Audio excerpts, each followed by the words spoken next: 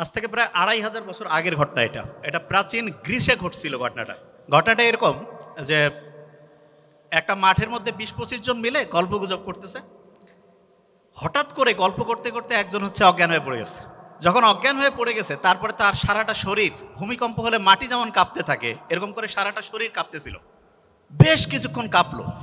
আশেপাশের লোক চিন্তা করতেছে এ নিশ্চয়ই বোধহয় কোনো অপকর্ম করছে, কোনো মনে হয় অন্যায় করছে, এই কারণে ঐশ্বরিক কোনো শক্তি তাকে অজ্ঞান করে এরকম করে শরীরের মধ্যে দেখতে পাচ্ছে না, কিন্তু যে পানিশমেন্ট দিচ্ছে, শাস্তি দিচ্ছে। তো এইরকম ১-১.৫ মিনিট হওয়ার পরে কাঁপুনি যখন বন্ধ হলো, কিছুক্ষণ পরে এদিক ওদিক থেকে পানি নিয়ে এসে তার গায়ে ছিটাই দিছে। সেই লোকটা বলতেছে কি হয়েছে স্যার, কিছুই খেয়াল নাই। আশেপাশের লোক বলতেছে না, তোমার নিশ্চয়ই কোনো খারাপ কিছু করছো, তোমাকে আর আমাদের সাথে রাখা যাবে না, তোমার বিচার করতে হবে। বিচার করার জন্য তাকে ওইখানকার যে বিচারক কমিটি ছিল, মানে জোর জবরদস্তি করে টেনে হেসড়ে তাকে সেখানে নিয়ে গেছে। নিয়ে যাওয়ার পরে যারা বিচারক আছেন তারা জিজ্ঞেস করছে যে তোমার সম্বন্ধে যে অভিযোগ আসছে এইটার ব্যাপারে তোমার বলার কি আছে। তো ওই লোক তো অজ্ঞান হয়ে গেছিল, সে জানেও না যে কি করছে। সে বলতেছে আমি তো কিছুই জানি না, কিছুই খেয়াল করতে পারছি না। আশেপাশের সবাই বলতেছে যে না, এরকম ঘটনা ঘটছে, সে অজ্ঞান হয়ে গেছিল, তার সারাটা শরীর ভূমিকম্প হলে মাটি যেমন কাঁপতে থাকে তার সারা শরীর কাঁপতেছিল। তখন বিচারকরা এদিক ওদিক তাকাইলো, সবাই একই সাক্ষী দিচ্ছে এবং বিচারকরা বুদ্ধিশুদ্ধি করে বলল যে তুমি নিশ্চয়ই এমন কিছু করছো, এই সমাজে তোমার আর রাখা যাবে না, তোমাকে ১ সপ্তাহের মতো সময় এখানে আমরা আলাদা করে, ওই যে করোনায় আক্রান্ত হইলে যেমন একদম আলাদা করে রাখতো না, শুধু আলাদা করে যে চেহারা দেখার বুদ্ধি নাই, খাবার দাবার দিত, এরকম করে ১ সপ্তাহ রাখবো। তারপরে তোমাকে এইখান থেকে, দ্বীপ থেকে বের করে অন্য জায়গায় নির্বাসনে পাঠিয়ে দেওয়া হবে। তা প্রাচীন গ্রিস দেশে ২৫০০ বছর আগে যখন যে কেউ এরকম ঘটনার মধ্যে পড়তো, তখন তাকে এরকম করে জোর জবরদস্তি করে ওই বিচারকদের সামনে নিয়ে আসতো। বিচারকরা যখন শুনতো যে ৮-১০ জন বলতেছে যে হ্যাঁ এই লোকের এইরকম ঘটনাই ঘটছে, তখন তাকে ১ সপ্তাহ এক জায়গায় আটকে রাখার পরে তারপরে নির্বাসনে অন্য জায়গায় পাঠিয়ে দিত। তাই এরকম করে প্রায় ১৫-২০ বছর চলছে এই ঘটনা প্রাচীন গ্রিসে। হঠাৎ করে একটা অদ্ভুত ঘটনা ঘটছে।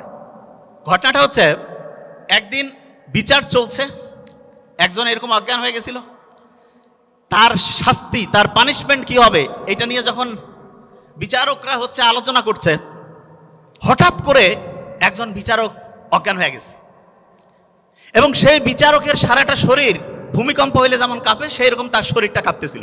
মানুষজন চিন্তা করতেছে যার প্রধান বিচারক, মানে বিচারকদের যে প্যানেল আছে তার মধ্যে প্রধান বিচারক যিনি, উনি অজ্ঞান হয়ে গেছে এবং তার সারাটা শরীর কাঁপতেছে। এখন অন্যান্য বিচারকরা চিন্তা করতেছে এনার বিচার কে করবে, এনাকে কি পানিশমেন্ট দেওয়া যাবে কিনা। এবং অন্য বিচারকরা বলতেছে না, আমরা যতদিন থেকে আসি ইনি তো আমাদের চিফ জাস্টিস, এনার তো কোনো রকমের অন্যায় দেখি নাই, কোনো খারাপ কাজ দেখি নাই, সারা জীবন খালি মানুষের উপকার করছে, এই লোক হঠাৎ করে অজ্ঞান হইল কারণটা কি। তখন ওনারা একটা সিদ্ধান্ত নিল যে আচ্ছা এইটার আসলে কি অন্য কোনো কারণ আছে নাকি, সেটা জানার কোনো বুদ্ধি আছে কিনা। তখন হঠাৎ করে একটা লোক হাত তুলছে, হাত তুলে বলতেছে যে গোটাল শরীর নিয়ে গবেষণা করে এরকম একজনের খোঁজ ওনার কাছে আছে। বলছে ঠিক আছে, তাহলে ওইখানে আমরা যাই, ওইখানে গিয়ে জানার চেষ্টা করি যে উনি এইটার অন্য কোনো কারণ আছে কিনা সেটা বলতে পারেন কিনা। একটা তদন্ত কমিটি ওই সবচাইতে জ্ঞানী লোক যিনি সারা শরীর নিয়ে গবেষণা করে ওনার কাছে চলে গেছেন, যে গোটাল ঘটনাটা সংক্ষেপে বলে দিয়েছেন। ওই জ্ঞানী লোক যার কাছে গেছে উনি আমরা যে মেডিকেল সায়েন্স পড়ি এইটার ফাউন্ডিং ফাদার, আসলে ফাউন্ডিং ফাদার বললে একটু ভুল হবে, ওনার নাম হিপোক্রেটাস। যারা ডক্টর তারা জানে যখন মেডিকেলে চান্স পায় তখন যার নামে ওত দেয় তার নাম হিপোক্রেটাস। এবং ইন্টারেস্টিং জিনিস, উনি ওনাদের ঘটনাটা শুনে বলছে যে ঠিক আছে আমাকে কয়েকটা দিন টাইম দেন, আমি এটা নিয়ে একটু গবেষণা করি, একটু ভাবনা চিন্তা করি, তারপর আপনাদের বলবো। বাস ওনারা চলে গেছে। ১.৫-২ সপ্তাহ পরে উনি ওনাদের কাছে লোক পাঠাইছে যে আমি কারণ খুঁজে পেয়েছি। সব লোক অধীর আগ্রহে অপেক্ষা করতেছে কারণটা কি। যখন হিপোক্রেটাসের 1-to-1 সামনাসামনি আসছে তখন উনি বলতেছেন যে আপনারা যে মনে করছেন যে কোনো ঐশ্বরিক শক্তি এ কোনো অপরাধ করছে, কোনো পাপ করছে, এই কারণে তাকে যে অজ্ঞান করে এরকম করে মারধর করতেছে, আপনারা দেখতে পাচ্ছেন না, ব্যাপারটা মোটাই এরকম না। তা ব্যাপারটা কি? বলছে ব্যাপারটা হচ্ছে মাথার মধ্যে বিভিন্ন ক্রিয়া বিক্রিয়া হয়। এই ক্রিয়া বিক্রিয়া 440 হইলে যেমন ওই যে ভোল্টেজ আছে না, এমন হয়ে যায়, দেখা যাচ্ছে মেশিন টেশিন সব অকেজ হয়ে গেছে, ওর মাথা ওই সময় অকেজ হয়ে গেছে এবং এই কারণে সেন্সলেস হয়ে গেছে এবং সারাটা শরীর কাঁপতেছিল। এই কথা শোনার পরে অনেকে একটু বিশ্বাস করছে, অনেকে একটু অবিশ্বাসও করছে যে বিচারককে বাঁচানোর জন্য এরা কোনো ভিতরে ভিতরে কায়দা কানুন করছে নাকি। ওনারা ওইখান থেকে হিপোক্রেটাসের কাছ থেকে যখন ফিরে আসছে, আসার পরে ওনাদের কাছে আলাদা করে একটা লোক ওইখানে বন্দী করা ছিল, কিন্তু ওনা নির্বাসনে পাঠায়নি। কেন? কারণ হচ্ছে যে বিচারক নিজেই হচ্ছে যে অজ্ঞান হয়ে গেছে, যে আসলে কারণটা কি সেটা না জানা পর্যন্ত বের করা যাচ্ছে না। তখন করছে কি, এরা একটু রাগান্বিত হয়ে করছে যে না, নিশ্চয়ই সামথিং ইজ রং, কোথাও যেন একটা মিস্টেক হচ্ছে। কয়েকজন যে মাথা আঘাত করে দ্বিখণ্ডিত করে ফেলছে। মাথার খুলি যদি খুলে ফেলে তখন দেখা যাবে যে একটা গ্লাসের মধ্যে যদি পানি রাখি, ওর মধ্যে মাখন রাখলে যেমন হয়, গোটাল মাথাটার মধ্যে আমাদের ব্রেনটা অনেকটা মাখনের মতো। তো ওরা দেখতেছে কই কিছুই তো দেখা যায় না, কোনো ক্রিয়া বিক্রিয়া নাই, নিশ্চয়ই তাহলে ওই জ্ঞানী লোক কোনো কায়দা কানুন করে আমাদের মানে হচ্ছে যে বোকাশোকা বানাই দিচ্ছে। এরা আবার ওইখানে দৌড়েছে, যাওয়ার পরে বলছে যে কই আমরা তো কোনো ক্রিয়া বিক্রিয়া দেখতে পাচ্ছি না। উনি তখন ওনাদের বুঝাইছে যে দেখো, মাথার মধ্যে যে ক্রিয়া বিক্রিয়াটা হয়, এটা যদি লক্ষ লক্ষ কোটি কোটি ক্রিয়া বিক্রিয়া এক জায়গায় করি, একটা ছোট্ট বালুকণার সমান হবে না। বলে তাই নাকি? হ্যাঁ। বলছে যে মাথার মধ্যে ক্রিয়া বিক্রিয়া হচ্ছে এবং এইটার কারণেই এই লোকটা অজ্ঞান হয়েছে। আজ থেকে 2500 বছর আগে, যখন কোনো টেকনোলজি ছিল না, কোনো পরীক্ষা নিরীক্ষা ছিল না, তখন হিপোক্রেটাস এই ঘটনাটা বলছে। এবং এখন আমরা হচ্ছে মাথাকে স্ক্যান করি। স্ক্যান করার জন্য একটা পরীক্ষার নাম আছে, আমি কিন্তু ধরবো, বি কেয়ারফুল। পরীক্ষাটার নাম হচ্ছে ইইজি। কি নাম? আচ্ছা, মনে রাখার একটা সহজ বুদ্ধি বলি। হার্টের পরীক্ষা করার জন্য ইসিজি করি না, মাঝখানে সিটা কেটে দিব, সি এর জায়গায় ই দিব, ইইজি। কি নাম? ইলেকট্রোএনসেফালোগ্রাম। মানেটা কি? ব্রেইনের মধ্যে প্রতি মুহূর্তে তরঙ্গ চলতেছে, ঢেউ। আমি তো বলি কি যে আমাদের ব্রেইনটা হচ্ছে একটা সমুদ্রের মতো। সমুদ্রের কথা শুনলে প্রথম মাথায় কি আসে? ঢেউ। অ্যাবসলিউটলি ঢেউ। প্রত্যেক মুহূর্তে ব্রেইনের মধ্যে ঢেউ চলতেছে। অনেক স্টুডেন্ট যে অল্প পড়ে ভালো করে, সেই বুদ্ধি আজকে আমরা ইনশাল্লাহ শেয়ার করব। এবং হাফেজ যে হয় মানুষ, অল্প ব্রেন, মাথায় কিছু থাকে না, কোরআন পড়তে গেলে সে শিখে ফেলছে।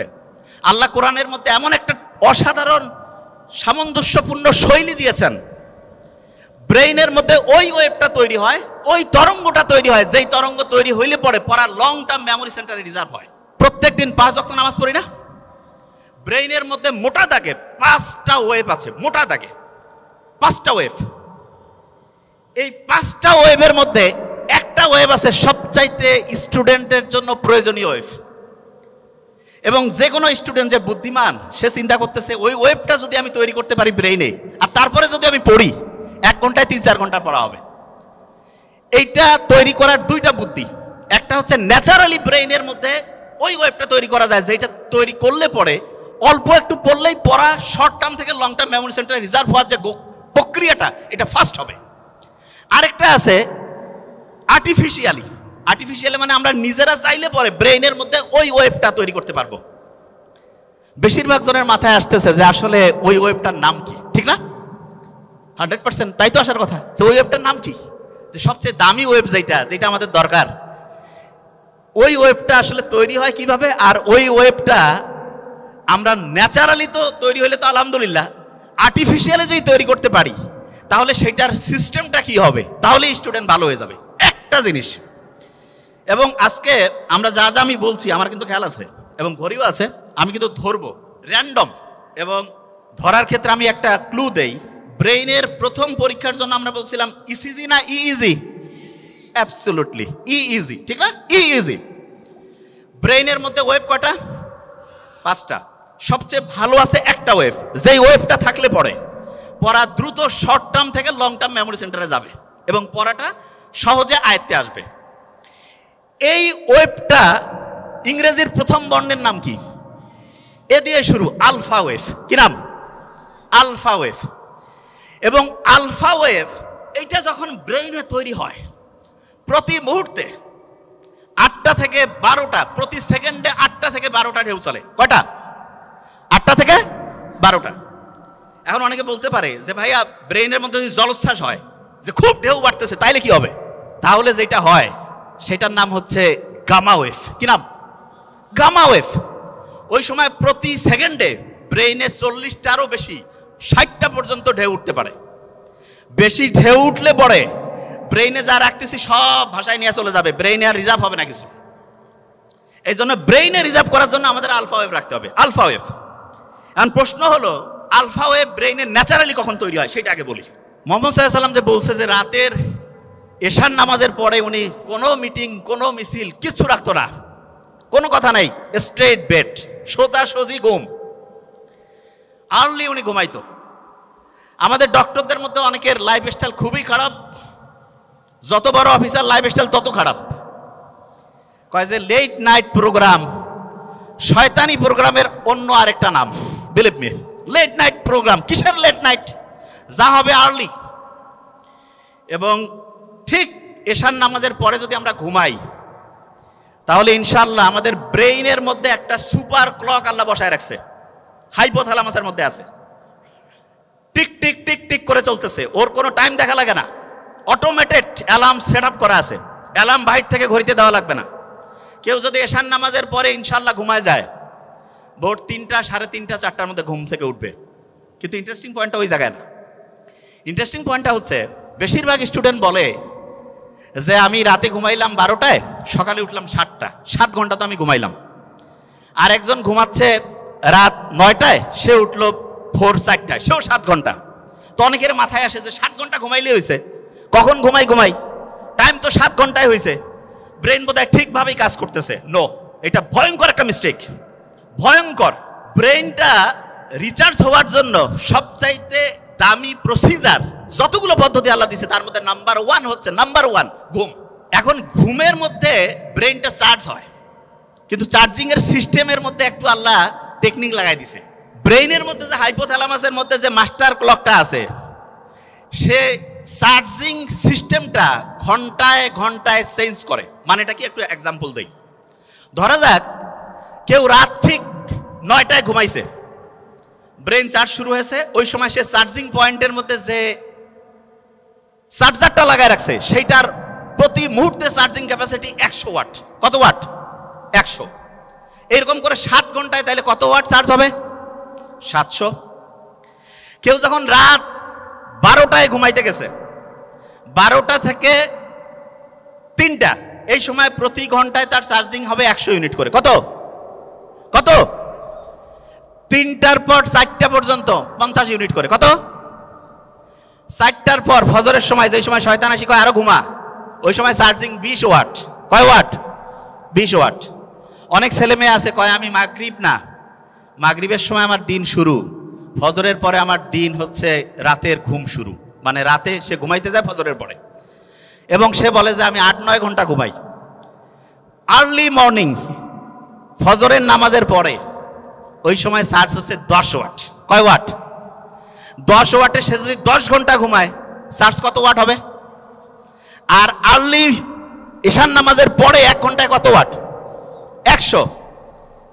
যে কাউকে যদি আমি বলি যে 100 টাকা একটা দিব আর একটা 100 টাকার ডলার দিব, কোনটা নিব? মূর্খ কবে ভাই আমার ডলার লাগবে, ঠিক না? তাহলে যারা বুদ্ধিমান বুদ্ধিমতী তারা রাতে আর্লি ঘুমাবে নাকি ফজরের সময় ঘুমাবে? আর্লি ঘুমাইলে কি ডলার পাবো না টাকা পাবো? 100 ওয়াট করে প্রতি মুহূর্তে চার্জিং হবে। এখন অনেকের মাথায় একটা প্রশ্ন আসছে যে ভাই এটা কিভাবে কাজ করে, কারণটা কি? আল্লাহ ওই যে ঘড়ি হাইপোথ্যালামাসের মধ্যে বসায় রাখছে, সেইখানে ঘুমের মধ্যে 2টা ভাগ করছে। একটা হচ্ছে ডিপ স্লিপ, কি নাম? আরেকটা হচ্ছে বলা যেতে পারে হালকা স্লিপ। বুঝার জন্য, কি স্লিপ? হালকা। তার মানে একটা হচ্ছে ওই যে চার্জিং এর জন্য আছে না, যে পাওয়ারফুল চার্জিং খুব দ্রুত হয়, এইটা হচ্ছে ডিপ স্লিপ। কি স্লিপ? Deep sleep. আল্লাহ এমন মেকানিজম করছে, ডিপ স্লিপটা হবে রাত 9টা 10টা থেকে শুরু করে ভোর 3টা পর্যন্ত। কয়টা? রাত 9টা 10টা থেকে ভোর 3টা। এবং ইন্টারেস্টিং পয়েন্ট, আমরা যে ঘুমাই প্রত্যেকটা ঘুমের চক্র 90 মিনিট। ফুটবল ক্রিকেট যে আমরা খেলা দেখি, ফুটবলও দেখি। ফুটবল কতক্ষণ করে চলে একটা সেশন, একটা ম্যাচ কতক্ষণ? 90 মিনিট। এই 90 মিনিটের মধ্যে এইরকম একটা ম্যাচ হয়ে গেল, আমার ব্রেইনের মধ্যে একটা সাইকেল পূরণ হয়ে গেল। কয়টা সাইকেল? একটা। এবং প্রথম রাতে আমি যখন ঘুমাবো, প্রথম রাতে, তখন আমার ডিপ স্লিপটা বেশি হবে। কোন স্লিপ? ডিপ স্লিপ যখন বেশি হবে তখন মূলত আমার চার্জিংটা হাইয়েস্ট লেভেলে হবে। কি লেভেল হবে? হাইয়েস্ট লেভেলে। আচ্ছা, যে জায়গায় আমি ছিলাম, প্রত্যেক স্টুডেন্টের মধ্যে আমার মনে হয় প্রত্যেক স্টুডেন্টের মধ্যে যে প্রশ্নটা আসছে, আমরা তাহলে ঘুমাবো ঠিক এশার নামাজের পরে, তাহলে আমাদের ব্রেইনের চার্জিংটা হবে 100 ওয়াটের। কত ওয়াট?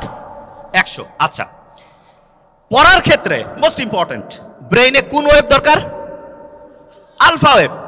ন্যাচারালি আলফা ওয়েভটা আমি পাবো আর্লি মর্নিং। আর্লি মর্নিং মানে হতে পারে ভোর 4টা-5টা থেকে সকাল 8টা-9টা। এই সময়ে ব্রেইনে আলফা ওয়েভ থাকে এবং আলফা ওয়েভের ঢেউ প্রত্যেক মুহূর্তে 8 থেকে কত? 8 থেকে 12। এই সময়ে 1 ঘন্টায় যে পড়া হবে, দিনের অন্য সময় যখন ব্রেইনে আলফা ওয়েভ নাই, ওই সময় ওই 1 ঘন্টার পড়া পড়তে 4-5 ঘন্টা লাগবে। তার মানে হচ্ছে একটা মুসলমান স্টুডেন্ট বা যে কোনো, সে যে ধর্মেরই হোক, কারণ ব্রেইন সবার জন্য সেম ওয়েতে কাজ করবে। আল্লাহ সবার জন্য কিছু জিনিস ইউনিভার্সাল করে দিয়েছেন। একটা ব্রেইনের মধ্যে আলফা ওয়েভ তৈরি করে যখন স্টুডেন্ট পড়তে থাকবে, তখন দেখা যাবে যে সেই স্টুডেন্ট 1 ঘন্টা পড়লে পড়ে 4-5 ঘন্টার পড়া তার ব্রেইনের শর্ট টার্ম থেকে long term memory centre reserve হওয়ার প্রক্রিয়া গতিশীল হবে। তার মানে যেই স্টুডেন্ট আর্লি মর্নিং পড়বে সে আলফা ওয়েভ পাচ্ছে এবং তার পড়ার গতি খুব দ্রুত হচ্ছে। এটা হচ্ছে ন্যাচারালি। এখন অনেকে বলতে পারে যে ভাই আমি ন্যাচারালি তো জানলামই, আমি কৃত্রিমভাবে ব্রেইনে আলফা ওয়েভ তৈরি করতে চাই, সেইটার কোনো বুদ্ধি আছে কিনা? এটা সবচেয়ে ইন্টারেস্টিং যে আমি কৃত্রিমভাবে যদি তৈরি করতে পারি, যখন মন চাইলো তখন ব্রেইনে আলফা ওয়েভ নিয়ে আসলাম, তার মানে অল্প সময়ে পড়লাম, পড়া হিউজ ভাবে হচ্ছে ইম্প্যাক্ট করে ফেললো। এইটার জন্য আল্লাহ অসাধারণ একটা সিস্টেম দিয়েছেন আমাদের। এবং আমি আশা করব যে কোনো পর্যায়ের লোক, যে কোনো, এখন থেকে এই জিনিসটা ফলো করতে পারে। সেটা কি? বিজ্ঞানীরা অবাক হয়েছে, আমরা যখন নামাজের মধ্যে দাঁড়াই, নামাজ যখন কেউ পড়ে এবং মন দিয়ে নামাজ পড়া বলতে কি আমি এখন একটা ঘটনায় আসছি, মন দিয়ে কেউ যখন নামাজ পড়ে, ওই সময় তার ব্রেইনের মধ্যে আলফা ওয়েভ তৈরি হয়ে যায়। কি হয়? Alpha wave. নামাজ পড়ে আসলাম, এবং ইসলামে কিন্তু ফরজ নামাজটা মসজিদে পড়ার পরে অন্য যে কোনো নামাজ বাড়িতে পড়তে উৎসাহিত করছে। আমার তো মাঝে মধ্যে মনে হয় যে বাড়িতে নামাজ পড়েই বইটা একটু হাতে নেওয়া উচিত। বইটা একটু হাতে নিলাম, নিয়ে একটু যদি পড়ি, ব্রেইনে আলফা ওয়েভ তৈরি হয়েছে। আচ্ছা, অনেকের মাথায় প্রশ্ন আসে যে ভাই নামাজ পড়লাম, ব্রেইনে আলফা ওয়েভ তৈরি হলো, কতক্ষণ থাকবে? এটা বোঝার একটা এক্সাম্পল দেই। ফ্যান একটা চলতেছে, যদি বন্ধ করি সাথে সাথে কি অফ হবে? কিছুক্ষণ ঘুরবে না? অ্যাবসলিউটলি এই ঘটনাটা ব্রেইনে ঘটে। যখন আলফা ওয়েভ, নামাজ পড়লাম, নামাজের পরে যদি 20টা মিনিট পড়ি, 20টা মিনিট, 20 মিনিটে দেখবো অন্য সময়ের 1.5-2 ঘন্টার পড়া হয়ে গেছে। তাইলে আর্লি মর্নিং 4-5 ঘন্টা, আর প্রত্যেকবার নামাজ পড়ছি, নামাজ পড়ার পরে যদি 20 থেকে 25 মিনিট করে পড়ি, ইনশাআল্লাহ ব্রেইনে দেখবো 20 মিনিটে 2-2.5 ঘন্টার পড়া হয়ে যাবে। তার মানে বাকি টাইম অন্য যে কোনো কাজই করি না কেন, ইনশাআল্লাহ আমার পড়া একাডেমিক, তারপরে অ্যাডমিশন যেই লেভেলে আমি পড়তে চাই, ইনশাআল্লাহ অসাধারণ প্রিপারেশন হয়ে যাবে। এখন হাফেজ যারা হয় তারা পরে আল্লাহর কালাম পড়ে, ঠিক না? এবং কোরআনের গঠন শৈলী কেউ যদি অ্যানালাইসিস করে অবাক হয়ে যাবে, এত সুন্দর মিল। আমি তো আরবি পড়ি, বোঝার চেষ্টা করি। কেউ যদি সূরা নাসটা পড়ে, নিশ্চয়ই মনে মনে একটু আমরা যদি পড়ি, হ্যাঁ, কুল আউযু বিরাব্বিন নাস, মালিকিন নাস, সবগুলোর মধ্যে একটা কি অসাধারণ ছন্দ আল্লাহ দিয়ে রাখছেন। এবং এই ছন্দটা এমন যেটা ব্রেইনটাকে, তরঙ্গগুলোকে হচ্ছে কুল ডাউন করে আলফা ওয়েভে আনতে হেল্প করে। তার মানে নামাজের টাইম নাই, মন চাচ্ছে যে আমি একটু পড়া আমার আলফা ওয়েভে পড়বো, কোরআনটা বের করে সূরা ফাতিহাটা একটু পড়ি, আর কিচ্ছু করা লাগবে না, তারপরে হচ্ছে 20 মিনিট পড়বো, ব্রেইন আলফা ওয়েভে ইনশাআল্লাহ 20 মিনিট অটোমেটিক কাজ করবে। অনেকে মনে করে কোরআন পড়তেছি টাইম লস হবে, মূর্খ। ব্রেইনে আলফা ওয়েভ থাকলে যাই করবো 20 মিনিটে তো 1.5-2 ঘন্টা। কেউ পারবে আমার সাথে? কেউ পারবে? প্রশ্নই আসে না। কোরআন যখন পড়ে কেউ, দেখা যাচ্ছে ক্লাসের পড়া হয় না, সাধারণত হাফেজিতে, সাধারণত এখন আল্লাহর রহমতে ট্রেন্ড চেঞ্জ হয়েছে, দেখা যায় যেই ছেলে মেয়ের কোনো বুদ্ধিশুদ্ধি নাই, কাউকে আল্লাহর রাস্তায় দিয়ে দাও, আল্লাহর রাস্তায় দিল, কিন্তু দেখা যাচ্ছে সেও হাফেজ হয়ে আসছে, ঠিক না? তা আল্লাহ তো বলছে যে আমি তো তোমাকে হেল্প করবই, এবং আল্লাহ যে প্যাটার্ন দিয়েছে সেইখানে কোরআন পড়ার পরে আলফা ওয়েভ তৈরি হয়, দ্রুত তার পড়া, দেখা যাচ্ছে শর্ট টার্ম থেকে লং টার্ম মেমোরি সেন্টার রিজার্ভের প্রক্রিয়াটা গতিশীল হয়। তার মানে আমরা তিনটা জিনিস অলরেডি শিখছি, শেয়ার করেছি তিনটা জিনিস। নাম্বার ওয়ান, আর্লি মর্নিং যদি পড়ি ব্রেনে কোন ওয়েভ? আলফা। যখন নামাজ পড়লাম তারপরে কোন ওয়েভ? যখন কোরআন পড়লাম তারপরে কোন ওয়েভ? আলফা। তিনটা বুদ্ধি পেয়েছি। আচ্ছা, এখন একটা প্রশ্ন আসে, সেটি হচ্ছে অনেকেই বলে যে ভাই আমি তো নামাজ কালাম পড়ি, রোজা রাখি, সবই আছে, একটু ইসলামের বাইরে অন্য কোনো কিছু করি, তা কি এমন হবে? ভালো আমল আর যদি খারাপ আমল কাটাকাটি করে কিছু থাকলে তো আমি ডান হাতে আমল নামা পেয়ে বেহেশতে চলে যাব, এরকম চিন্তা কিন্তু অনেকের মাথার মধ্যে আছে। তাই এইরকম একটা প্লেনের মধ্যে দুইজন যাত্রী পাশাপাশি বসা, একজন মুসলমান আর একজন অন্য ধর্মের। অন্য ধর্মের বলতেছে যে অফার করছে যে একটু ওয়াইন খাও, তা বলছে না না আমি কেন ওয়াইন খাবো, আমি মুসলমান। আরে বাবা তুমি কি এখন মসজিদে আসো নাকি, ওয়াইন খেলে কি হবে? বলছে না আমি ওয়াইন খাই না। তখন যে ওয়াইন অফার করতেছে সে বলতেছে যে তোমাদের যে কি ধর্ম রে বাবা, গির্জায় গেলে আমরা ওয়াইন খাই না, তোমরা আবার মসজিদ না মানে হচ্ছে বাড়ি না, একটু ফ্লাইটের মধ্যে একটু রিল্যাক্স করবা তবু ওয়াইন খাবা না, ব্যাপারটা কি? তখন পাশে বসা যে মুসলমান সে বলতেছে যে এই গাড়ির মানে ফ্লাইটে তো যে এটার যে চালক তিনি কিন্তু খ্রিস্টান। বলছে হ্যাঁ খ্রিস্টান, ইউরোপের ঘটনা।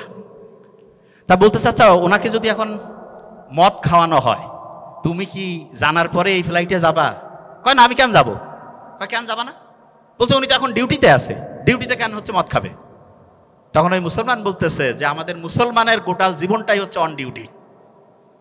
অন ডিউটি, পড়া, বিয়া শাদী, কথা বলা, কথা শোনা, যা কিছু আছে অন ডিউটি। বিলিভ মি, এটাই সবচেয়ে সত্যি কথা। অনেকে আমরা মনে করি কি মসজিদের মধ্যে যাবো ওই সময় আল্লাহ আল্লাহ করবো, আল্লাহ আল্লাহ তো অবশ্যই করবো, কিন্তু আল্লাহ প্র্যাকটিক্যাল জিনিসটা সবচেয়ে বেশি পছন্দ করেন, সবচাইতে বেশি পছন্দ করেন প্র্যাকটিক্যাল। এবং আল্লাহর কাছে যখন আমরা দোয়া করি রাব্বানা আতিনা ফিদ দুনিয়া, দুনিয়াও লাগবে আখেরাতও, হ্যাঁ, তবে দুনিয়া পাইতে গিয়ে যাতে আখেরাত ধ্বংস না করি, এইটা খুব গুরুত্বপূর্ণ। নিশ্চয়ই বাদশাহ সোলাইমানের ঘটনা আমরা জানি। বাদশাহ সোলাইমান ওনাকে একবার এসে বলতেছে যে তুমি কি দুনিয়া চাও না আখেরাত চাও? তো উনি খুব বুদ্ধিমান, আল্লাহর নবী সম্ভবত, আমার এটা আবার বাদশাহ সোলাইমান, হ্যাঁ দাউদ আলাইহিস সালামের সম্ভবত সন্তান, আমি যতদূর আমার মাথায় আসে। তা উনি বলতেছে বুদ্ধি করে চিন্তা করে যে না আমি আখেরাত চাই। তা বললো তুমি আখেরাত চাও, দুনিয়া তোমার খুশি হয়ে দিয়ে দিলাম। তার মানে কেউ যদি আখেরাতে চিন্তা করে, অনেকে চিন্তা করে আখেরাতে চিন্তা করলে দুনিয়া ধ্বংস হয়ে যাবে, কমপ্লিটলি মিস্টেক। এবং এটার কারণটা কি সেটা বলি।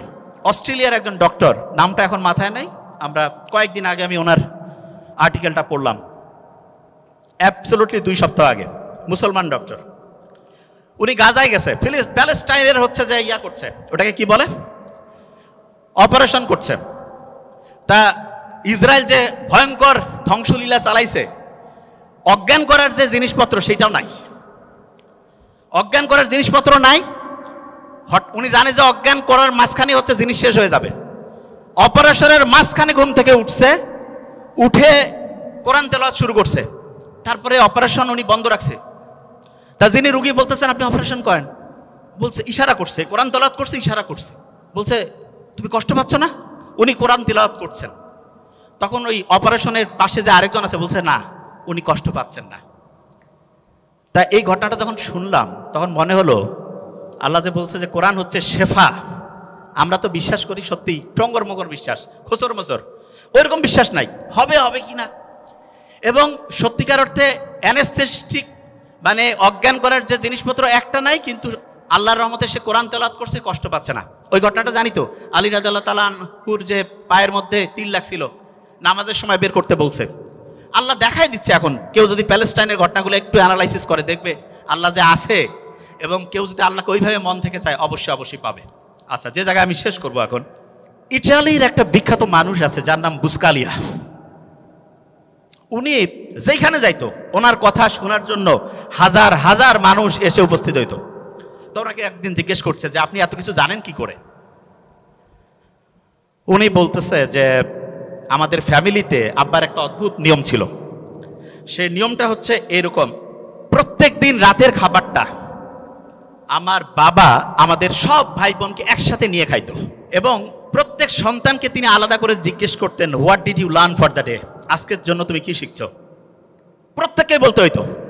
একজন যদি ঠিকভাবে বলতে না পারে যে আমি আজকে কিছু শিখি নাই, খাবার টেবিলে খাবার রেডি, এক এক করে সবাই উত্তর দিচ্ছে, একজন বলছে আমি ঠিক আজকে কি যে শিখছি বুঝতেছি না, বাবা বলতো খাবার একটু দেরি হবে, বই নিয়ে আসো, পড়ো, সবাই মিলে শিখি, তারপরে খাবো। তা বুসকালিয়া বলতেছে যে আমরা যখন ছোট ছিলাম আব্বার এই অদ্ভুত আচরণে খুব বিরক্ত হইতাম, যে কি টর্চার শুরু করছে আমাদের। তা প্রত্যেক দিন বিকালবেলা প্রত্যেক ভাই বোন একজন আরেকজনকে বলছে, তুই কি শিখছিস আজকে বল। একজন যদি কেউ না শিখে, কারণ ওর জন্য সবারই খাওয়া বন্ধ, পরে শিখতে হবে তারপরে খাবে, তখন প্রত্যেকেই একদম রেডি বসে সবাই বলা শুরু করে দিছে। এমন হয়েছে একসাথে কয়েকজন, তাড়াতাড়ি বলতে হবে, তাড়াতাড়ি খাইতে হবে, ছোট্টবেলায় যেটা হয়। তা আমি অভিভাবকদেরকে বলবো, আপনি আপনার সন্তানের জন্য একটা কাজ করেন, জাস্ট ওয়ান। সেটা কি? প্রত্যেক দিন সে কি শিখছে সেটা আপনি শোনার চেষ্টা করেন। প্রত্যেক দিন কি শিখছে সেটা শোনার চেষ্টা করেন। এবং এক্ষেত্রে আমি সবসময় বলি, শোনার তো এখন টাইম নাই, টেকনোলজির কিছু ভালো ব্যবহার আছে। ছেলে মেয়ে দূরে পড়ে, কোনো সমস্যা নেই, একটা চমৎকার ডায়েরি তাকে কিনে দেন। ডায়েরিতে বলেন যে প্রত্যেক দিন বাবা তুমি আমাকে হচ্ছে ডায়েরিতে এই যে এরকম করে লিখে দিবা, তোমার 30 দিনের জন্য মান্থলি ধরো বরাদ্দ 10,000 টাকা, প্রত্যেক দিনে ডায়েরি লেখার জন্য তুমি 300 টাকা পাবা। মাসে যদি তুমি 20 দিন ডায়েরি জমা দাও 6,000, 4,000 নাই, কিচ্ছু করা লাগবে না। ছোট্ট মানুষ তো, সে চিন্তা করবে আমার এই টাকাটার দরকার আছে, ঠিক না?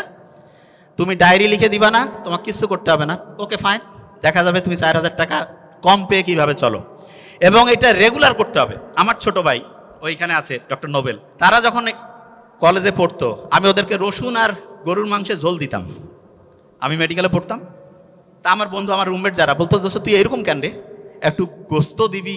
আমি বলছি না, এখন গোস্ত খাইলে ভবিষ্যতে গোস্তের কি আকর্ষণ সেটা থাকবে না। এই জন্য অনেকে আছে না, সন্তানকে সব কিছু দিয়ে দেয়, মোটেই না। আপনার যা কিছু আছে ওইটা যদি সন্তান বুঝেছে ওইটা ওর, আপনার সন্তান ধ্বংস হওয়ার সম্ভাবনা 99%। এই জন্য সন্তানকে কষ্ট করাইতে শিখবেন, এবং এটা ম্যান্ডেটরি। এবং তাকে বুঝাতে হবে যে বাবা তুমি যেই ফ্যাসিলিটি পাচ্ছ এটা হচ্ছে এক্সট্রা, তোমাকে নিজে সব কিছু করে সামনে তোমার হিসাব, তোমার আমল তোমার হবে। আমার এখানে যেটা আছে এটা যে তুমি পাচ্ছ এটা তোমার এক্সট্রা দিচ্ছি তোমাকে। এবং সত্যিকার অর্থে সন্তানকে আমরা যেভাবে মানুষ করব সেরকম হবে। আস সুন্নাহ ফাউন্ডেশন, উম্মার স্বার্থে সুন্নাহর সাথে।